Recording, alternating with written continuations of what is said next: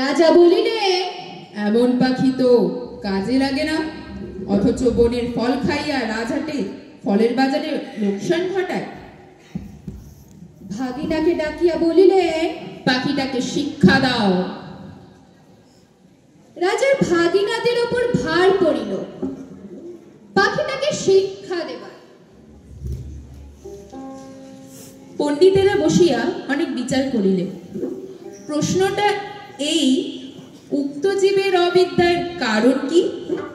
সিদ্ধান্ত হইল, সামান্য খড়কুটা দিয়া পাখি যে বাসা বাঁধে সেই বাসায় বিদ্যা বেশি ধরে না, তাই সকলের আগে দরকার ভালো করিয়া খাঁচা বানাইয়া দেওয়া। রাজপণ্ডিতেরা দক্ষিণা পাইয়া খুশি হইয়া বাসায় ফিরিলেন। শ্যাগরা বসিল সোনার খাঁচা বানাইতে। খাঁচাটা এমন আশ্চর্য হলো যে দেখিবার জন্য দেশ বিদেশের লোক ঝুঁকিয়া পড়িল। কেহ বলে শিক্ষার একেবারে হদ্দমদ্দ, কেহ বলে শিক্ষা যদি নাও হয় খাঁচা তো হইল, পাখির কি কপাল। শ্যাগরা থলি বোঝাই করিয়া বকশিস পাইল। খুশি হইয়া সে তখনই পাড়ি দিল বাড়ির দিকে।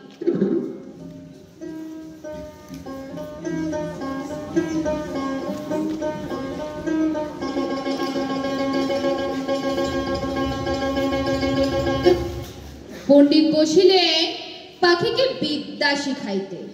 নস্য লইয়া বলিলেন, অল্প পুঁথির কর্ম নয়। ভাগিনা তখন পুঁথি লেখকদের তলব করিল। তারা পুঁথির নকল করিয়া এবং নকলের নকল করিয়া পর্বত প্রমাণ করিয়া তুলিল। যে দেখিল সেই বলিল, সাবাস, বিদ্যার ধরে না। লিপিকরের দল পরিতোষক লইল বলদ বোঝাই করিয়া। তখনই ঘরের দিকে দৌড় দিল। তাদের সংসারে আর টানাটানি রহিল না। অনেক দামের খাঁচাটার জন্য ভাগিনাদের খবরদারি সীমা নেই। মেরামত তো লাগিয়াই আছে।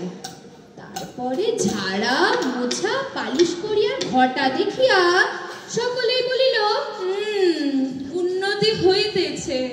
বাবা বাবা। লোক লাগিল বিস্তর এবং তাদের উপর নজর রাখিবার জন্য লোক লাগিল আরো বিস্তর। তারা মাস মাস মুঠা মুঠা তনখা পাইয়া সিন্ধুক বোঝাই করিল।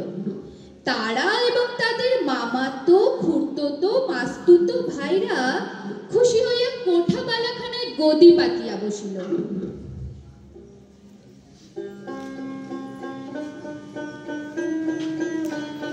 সংসারে অন্য অভাব অনেক আছে, কেবল নিন্দুক আছে যথেষ্ট।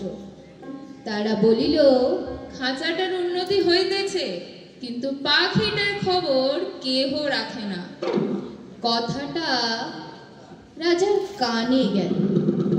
তিনি ভাগিনাকে ডাকিয়া বলিলেন, ভাগিনা, এ কি কথা শুনি?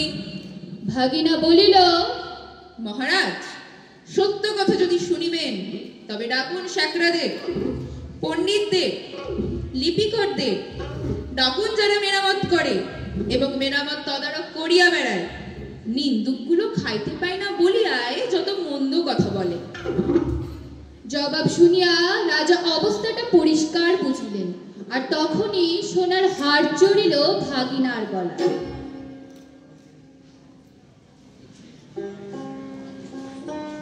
শিক্ষা যে কি ভয়ঙ্কর তেজে চলিতেছে রাজার ইচ্ছা হলো স্বয়ং দেখিতে।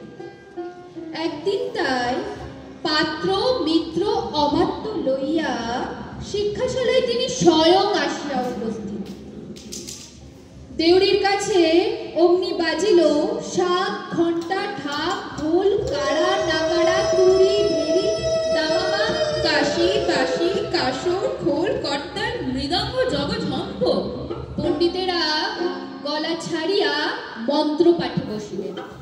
মিস্ত্রি মজুর, শ্যাকরা, লিপিকর, তদারক নবিশ আর মামাতো, পিস্তুতো, খুড়তুতো এবং মাস্তুতো ভাইরা জয়ধ্বনি তুলিল, জয় রাজা জয়। ভাগিনা বলিল, মহারাজ কাণ্ডটা দেখিতেছেন? মহারাজ বলিলেন, আশ্চর্য, শব্দ তো কম নয়। ভাগিনা বলিল, শুধু শব্দ নয়, পিছনে অর্থও কম নাই। রাজা খুশি হইয়া দেউড়ি পার হইয়া যেই হাতিতে উঠিবে, এমন সময় নিন্দুক লক্ষ্মী ছাড়া ছোপের মধ্যে গা ঢাকা দিয়া ছিল, বলিয়া উঠিল, মহারাজ পাখিটাকে দেখিয়াছেন কি? রাজা চমক লাগলো, বলিলে, ওই যা, মনে তো ছিল না, পাখিটাকে দেখা হয় নাই।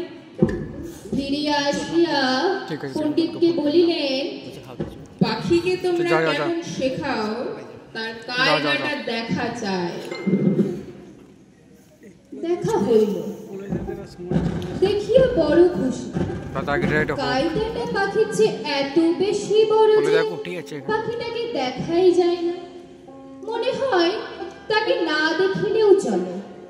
রাজা বুঝিলেন আয়োজনের ত্রুটি নাই।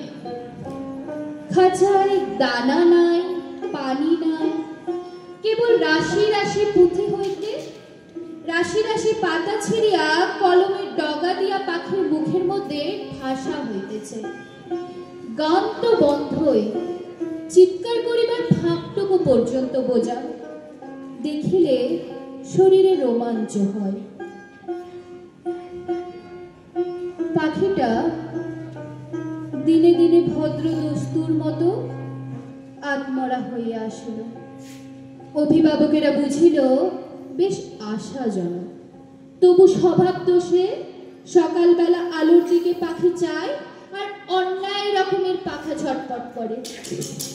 এক একদিন দেখা যায় সে তার রোগা ঠোঁট দিয়া খাঁচার শলা কাটিবার চেষ্টায় আছে। কোতোয়াল বলিল, এ কি বেয়াদবি? তখন শিক্ষা মহলে হাপড় হাতুড়ি আগুন লইয়া কামার আসিয়া হাজির। কি দমদমাদম পিটানি! লোহার শেকল তৈরি হলো, পাখির ডানাও কাটা গেল। রাজার সম্বন্ধীরা মুখ হাঁড়ি করিয়া বলিল, এই রাজ্যে পাখিদের কেবল যে আক্কেল নেই তা না, কৃতজ্ঞতাও নাই। তখন পণ্ডিতেরা এক হাতে কলম ও এক হাতে সরকি লইয়া এমনই কাণ্ড করিল যাকে বলে শিক্ষা।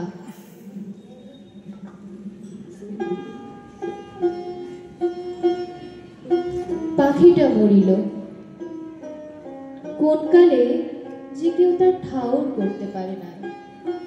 নিন্দুক লক্ষ্মী ছাড়া রটাইল, পাখি আছে।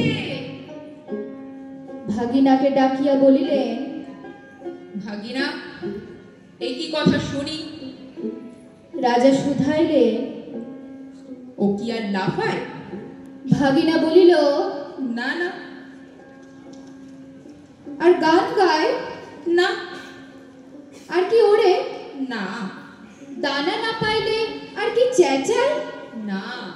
রাজা বলিলেন, একবার পাখিটাকে আনো তো দেখি। পাখি আসিল, সঙ্গে কোতোয়াল আসিল, পাইক আসিল, ঘোড়সওয়ার আসিল। রাজা পাখিটাকে দেখিলেন। সে হাও করল না, হুঁও করল না, কেবল তার পেটের মধ্যে পুঁথির শুকনো পাতা খসখস গজগজ করিতে লাগিল।